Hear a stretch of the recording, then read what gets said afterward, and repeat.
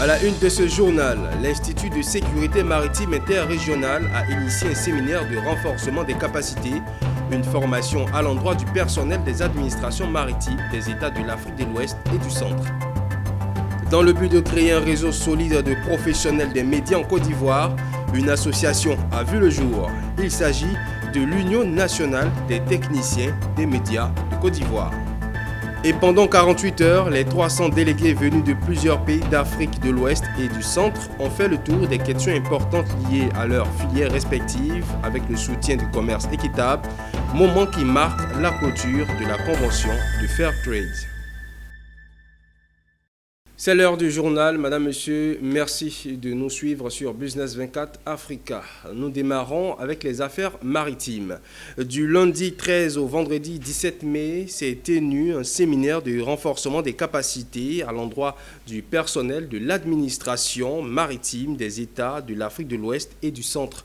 Organisé par l'Institut de sécurité maritime interrégionale, ce séminaire a réuni 25 participants à l'Académie régionale des sciences et techniques de la mer et avait pour but de leur faire prendre conscience du rôle que doivent jouer l'administration maritime dans la gestion des marchandises dangereuses face aux règles de l'Organisation maritime internationale. Ce n'est pas une remise de certificat aux 25 participants que le séminaire de l'ISMI sur l'administration des marchandises dangereuses a refermé ses portes. Après avoir cité plusieurs exemples, dont le plus récent est l'explosion au port de Lomé le 12 mars 2024 qui a fait des dégâts majeurs et des pertes en vies humaines, aussi bien les organisateurs que les formateurs ont reconnu l'importance de ce séminaire. De manière récurrente, nous assistons ces dernières années à la recrudescence des accidents liés donc à la manipulation des machines dangereuses. Or, nous savons que près de la moitié des machines transportées dans le monde sont des matières dangereuses. Et donc, il est important pour la suivi, pour la sécurité de nos ports, que des mesures soient prises pour améliorer la manipulation et le traitement de ces marchandises dans nos ports. Et donc, il était important de renforcer les capacités de nos administrations maritimes pour les amener à jouer leur rôle de manière plus efficace en matière de gestion des machines dangereuses, notamment en ce qui concerne l'encadrement, en ce qui concerne la supervision, en ce qui concerne la réglementation de ces matières dangereuses. Cette formation de 5 jours, c'est destiné pour les administrateurs des affaires maritimes qui vont contrôler l'application de ce code et de ces règles de sécurité dans les ports, dans leurs ports respectifs, à bord de leurs navires et aussi pour protéger leurs côtes.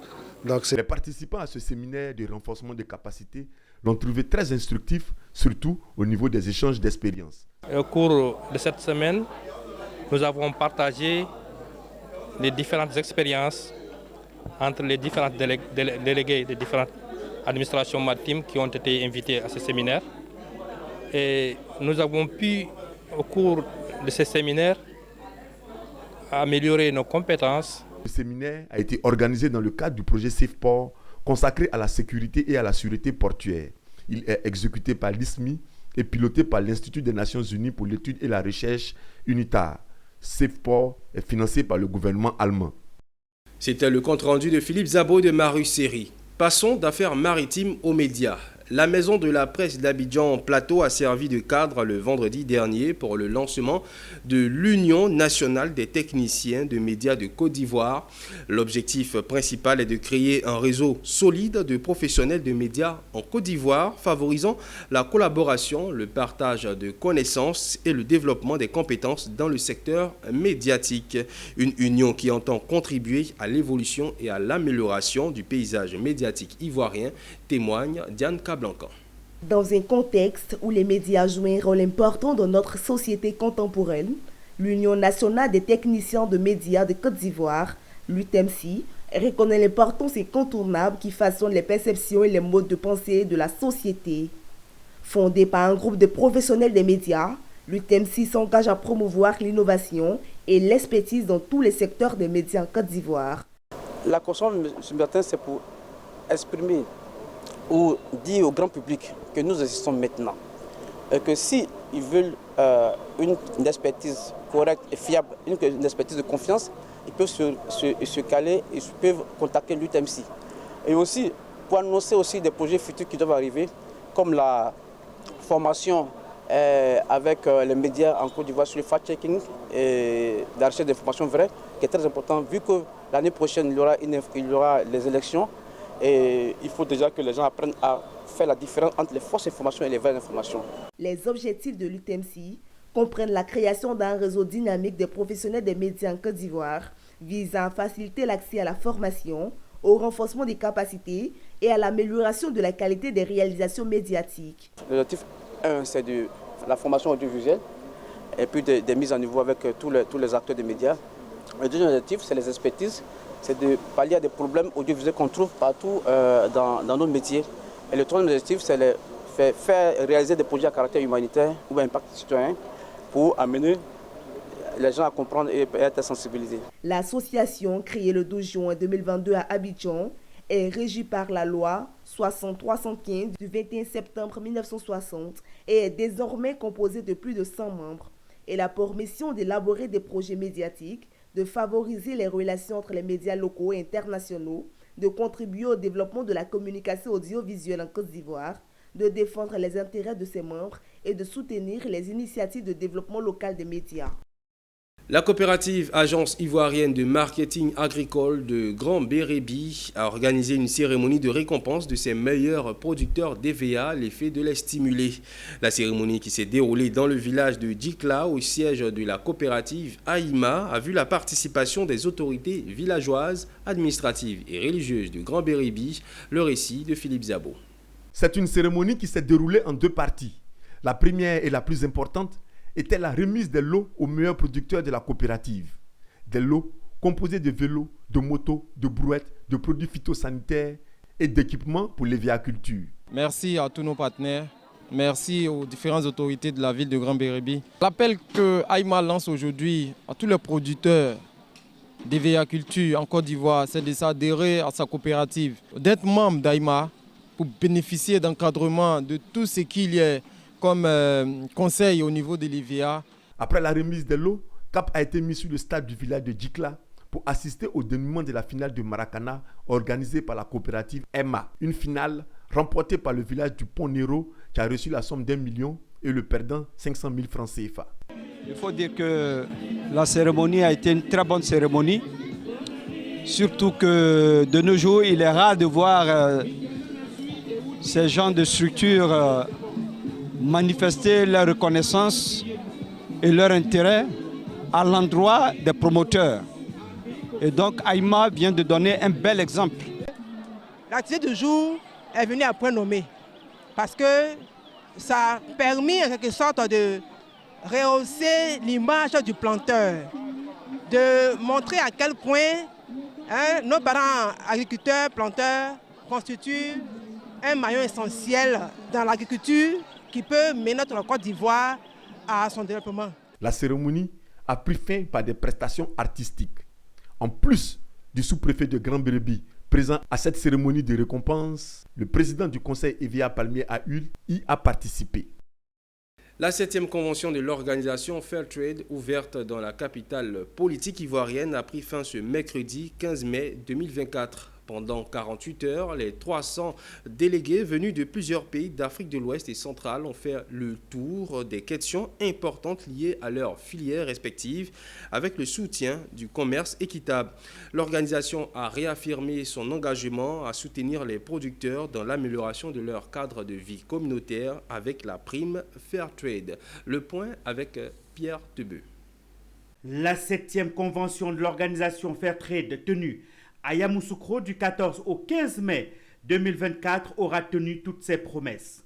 Aucune question n'a été occultée lors de cette rencontre des producteurs de cacao et autres produits certifiés par le commerce équitable. Toutes les préoccupations des producteurs ont été revisitées à travers des panels, des talks et des échanges entre les experts, les vendeurs et les producteurs appartenant à l'organisation. De la certification au prix et à la prime Fairtrade, en passant par les conditions de travail dans les plantations, la vente et la question de la production durable ont été posées sur la table. Les membres de l'organisation Fairtrade Africa sont conscients que le combat pour les conditions de vie des producteurs dans les campagnes doit se faire au quotidien avec leur caution. Fairtrade, vraiment, c'est le label éthique qui est le plus mondialement reconnu. C'est le label éthique qui permet véritablement de protéger le producteur. Parce qu'il met le producteur au centre, le travailleur au centre. Et donc, dès lors qu'il est au centre, et comme Jean Baudin l'a dit, il n'y a de richesse que d'homme. Si l'homme vit bien, il pourra donc impacter son milieu. Les participants à cette convention 2024 ont chacun une idée de la suite des activités une fois de retour dans leur pays. Je suis très heureuse d'avoir participé à cette convention parce que c'était l'occasion pour nous, les producteurs, productrices, de nous exprimer, de donner nos opinions, alors qu'auparavant, c'était des choses qu'on n'arrivait pas à le faire. Et donc déjà, ça montre que le monde est en train de changer. Je tiens que c'est une convention qui nous rappelle nos activités, qui nous rappelle ce que nous devons faire et ce que nous faisons dans le commerce équitable. C'est une convention qui se fait chaque année. Après cette 7e convention qui a refermé ses portes, tous les regards étaient désormais tournés vers le congrès qui s'est ouvert ce 16 mai et où les participants ont eu à élire les membres entrants au conseil d'administration de Fairtrade Africa. C'est la commune de Thiébissou qui a accueilli la finale de la 16e édition du concours inter-école sur le paludisme, un projet de sensibilisation des écoliers sur le paludisme initié par le ministère de la Santé, de l'Hygiène publique et de la couverture maladie universelle à travers le programme national de lutte contre le paludisme et le ministère de l'Éducation nationale et de l'alphabétisation à travers la direction de la vie scolaire. Après les différentes phases éliminatoires, 4 écoles ont obtenu leur ticket pour la finale et c'est l'EPP municipal 3 de Thiébissou qui a su convaincre le jury en remportant la première place. Le gouvernement met les moyens en vue de lutter contre le paludisme en Côte d'Ivoire. Malgré ces efforts, le paludisme demeure la plus grande cause de consultation hospitalière.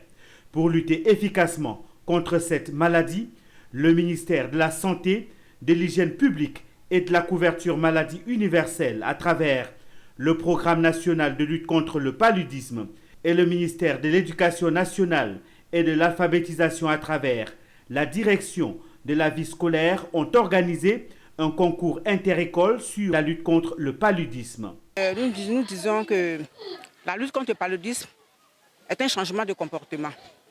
Bon, depuis 2008, nous avons commencé avec le milieu scolaire parce que nous sensibilisons, comme on appelle, les enfants. Nous commençons par un processus qu'on appelle d'abord par un plaidoyer auprès des autorités pour nous accompagner, pour pouvoir mener à bien cette activité. Chaque année, nous choisissons un district comme on appelle, dont l'endémicité est élevée. Donc cette année, c'est Thiébissou qui a été choisi du fait de son endémicité. Donc ce choix n'est pas fortuit. La finale a opposé l'EPC Sainte-Famille de Thiébissou à l'EPP Gimbo, l'EPP municipal 3 de Thiébissou et l'EPP Bondougou. Ils ont compéti dans plusieurs disciplines, à savoir le sketch, la poésie, le dessin, les questions crack, la présentation de l'école. Après les différents passages, c'est l'EPP municipal 3 de Thiébissou qui a su convaincre le jury en remportant la première place. Bon, vraiment, je félicite mes collègues, les encadreurs. Je dis aussi merci aux enfants, les acteurs. Et vraiment, je suis très content du fait qu'on a remporté la coupe. Bon, on va continuer à sensibiliser, faire la sensibilisation sur le paludisme. Toutes les 4 équipes sont reparties avec des kits de nettoyage, du matériel bureautique, des trophées. Après le succès de cette 16e édition, rendez-vous l'année prochaine pour la 17e édition. Ce vendredi 10 mai 2024, le foyer des jeunes Saint-Jean Bosco de la mission catholique de Diokwe était le théâtre d'une compétition acharnée entre 3 établissements de la ville. Au terme de cette compétition des clubs allemands, le lycée moderne s'est hissé sur la plus haute marche du podium. Le témoignage de Théodore Kanga.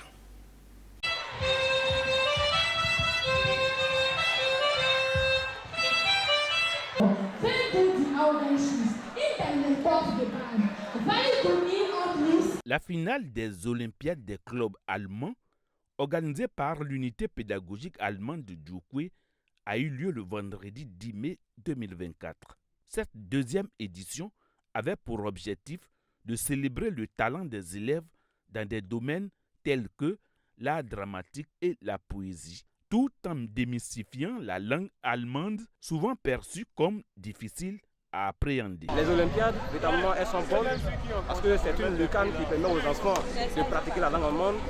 Tout ce que réellement nous avons pu leur donner comme savoir dans les salles de classe, dans les ateliers de travail, ils mettent en pratique et véritablement c'est une lucane de vulgariser la langue allemande qui est considérée d'ailleurs comme une langue inaccessible, difficile, hermétique même d'ailleurs.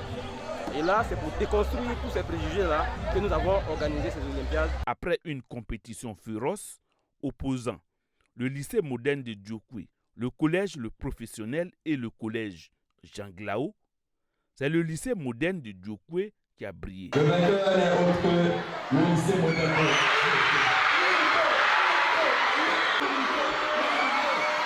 Remportant ainsi la première place avec un total impressionnant de 1650 points. Je suis heureux en tant que vainqueur de cette deuxième édition des Olympiades. Il y a un moment que j'aimerais continuer aussi si ce n'est pas encourager aussi mes amis à être encore 2 fois champion successif, ça serait un rêve pour nous. Aujourd'hui, grâce à cette institution, l'allemand qui était comme difficile, aujourd'hui c'est facile. Merci bien. Merci. Au-delà de son aspect compétitif, ces Olympiades des clubs allemands offrent une plateforme aux élèves pour exprimer leur génie culturel tout en rendant la langue allemande plus accessible, pratique pour la communauté dans son ensemble. En image à présent, le Nigeria ambitionne avoir un revenu de 2,7 milliards USD de ses activités maritimes au titre de l'année en cours. D'après les prévisions du ministère de la Marine et de l'économie bleue, cet objectif s'aligne sur la nouvelle politique de l'État qui entend capitaliser sur le potentiel de ce secteur et en faire bénéficier significativement l'économie nationale. Cette prévision est associée à un plan d'investissement dans le développement des entreprises locales de transport maritime. À ce titre, le gouvernement avait annoncé la mise en place d'un fonds pour aider les compagnies à acquérir de nouveaux navires destinés au cabotage. Récemment, la Banque de développement des États de l'Afrique centrale a approuvé plusieurs propositions de financement de projets dans des secteurs clés. Une somme globale de 60 milliards de francs CFA prévue pour le transport aérien cible l'agriculture, les services financiers et l'agro-industrie, notamment au Tchad, au Centrafrique, en Guinée équatoriale, au Gabon, au Cameroun et au Congo. Les investissements visent à promouvoir des pratiques durables, moderniser les infrastructures et soutenir les PME afin de contribuer à la sécurité alimentaire régionale et à la création d'emplois, à la croissance économique. Et voilà qui met un terme à cette édition. Merci de l'avoir suivi et très bonne fête de Pentecôte à tous et à toutes.